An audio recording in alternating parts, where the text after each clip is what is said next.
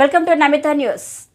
మదనపల్లి తెలుగుదేశం అభ్యర్థి షాజహాన్ బాషా ఆధ్వర్యంలో గడప గడపకు తెలుగుదేశం మదనపల్లి మండలంలోని పాలెంకొండ పోతబోలులో ప్రచారంకి వెళ్లిన షాజహాన్ బాషాను సాదరంగా ఆహ్వానించిన గ్రామస్తులు. తెలుగుదేశం పార్టీ అధికారంలోకి వస్తే అమలు చేసే పథకాలను వివరిస్తూ 6 గ్యారంటీల గురించి వివరించి మన భవిష్యత్తుకు చంద్రబాబు ప్రభుత్వం గ్యారంటీ కనుక చంద్రబాబును ముఖ్యమంత్రిని చేసుకోవాలి. రాబోయే ఎన్నికల్లో అందరం కలిసికట్టుగా కష్టపడి తెలుగుదేశం పార్టీ అమలు చేసే కార్యక్రమాలు వివరించి తెలుగుదేశంను గెలిపించేందుకు కృషి చేయండి. పార్టీలో కూడా తగిన గుర్తింపునిస్తుందని తెలిపిన షాజహాన్ బాషా ఈ కార్యక్రమంలో రాష్ట్ర తెలుగు యువత అధ్యక్షులు శ్రీరామ్ చిన్నబాబు మరియు స్థానిక తెలుగుదేశం నాయకులు పాల్గొన్నారు.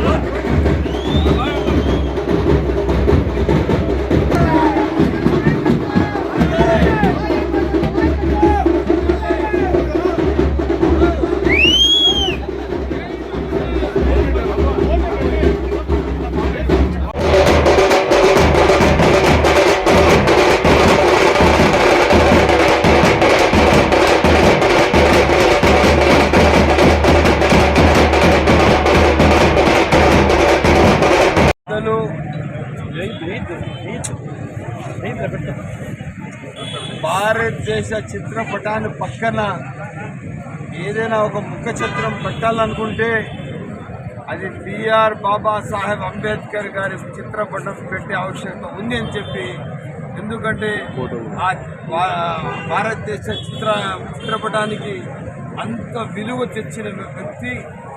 మన రాజ్యాంగం ఏదైతే రాశారో బాబాసాహెబ్ అంబేద్కర్ గారు, ప్రపంచంలో ఇంత క్లీన్ అండ్ క్లీన్ రాజ్యాంగం ఎవరు రచించలేదు.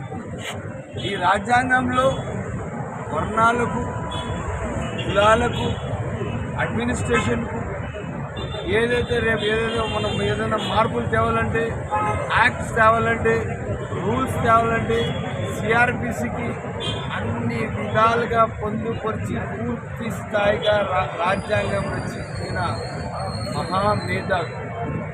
భారతదేశానికి, ప్రపంచానికి ఒక వెలుగు నింపిన మేధావి ఎవరైనా ఉన్నారంటే పెద్దలు బాబాసాహెబ్ అంబేద్కర్ గారని తెలియజేస్తారు.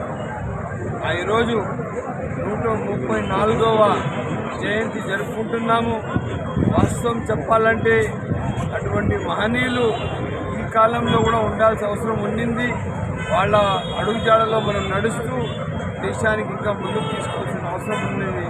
ఆయన లేని లోటు స్పష్టంగా కనపడుతున్నది ఈ దేశానికి. నేను ఆయనకి మాత్రం స్ఫూర్తిగా ఎందుకంటే ఒక ఐడియాలజీ కానీ, ఒక విలువలు కానీ, ఆయన రచించిన మన భారత రాజ్యాంగం కాదు, అది మామూలు రాజ్యాంగం కాదు. నేను ఒక్కసారి రాజ్యాంగం ప్రియాంబుల్ చదవండి మీరు.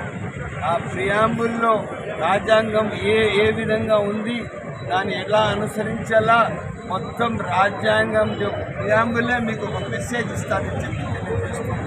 అటువంటి మహనీయులు లోటు భారతదేశంలో స్పష్టంగా కనపడుతుంది. ఆయన ఆత్మకు శాంతి కలగాల, ఆయన స్ఫూర్తిలో మనం నడవాలని తెలియజేస్తుంది.